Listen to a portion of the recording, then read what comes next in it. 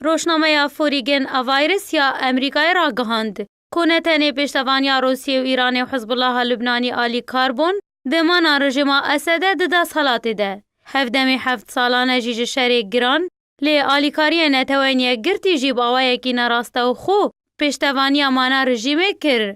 او جیب نزیکی 3 میلیارد دلاران که مهانا پیداویستین استخباراتان جی دهات دابین کرن.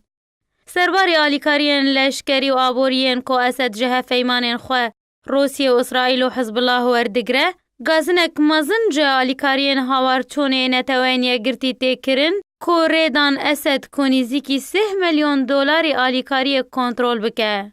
همان روشنامه گفت که رژیم اسد آلیکارین هری بنرخ جبو سوریه کنترل کرنه که پره آلیکاریان بکارینن جبو بردامی شهر رژیم خوال دجی ملت سوریه.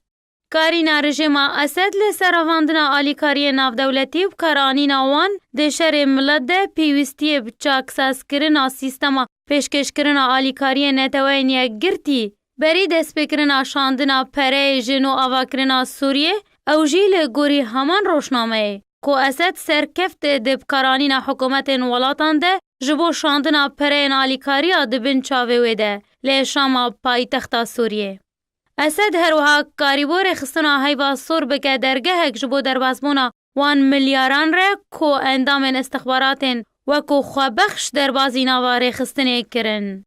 رژیم اسد هر وها ریدا دربازمونا خوابخشن آلیکارین رژیمه که دربازی ولات ببینو آلیکاری جبو دربدرین سرسینورن اردن و ترکیه کم بون که ده سال 2017 ده آلیکاری جبو سوریه 3 جاری لدهاتی سوریه بهتر بون.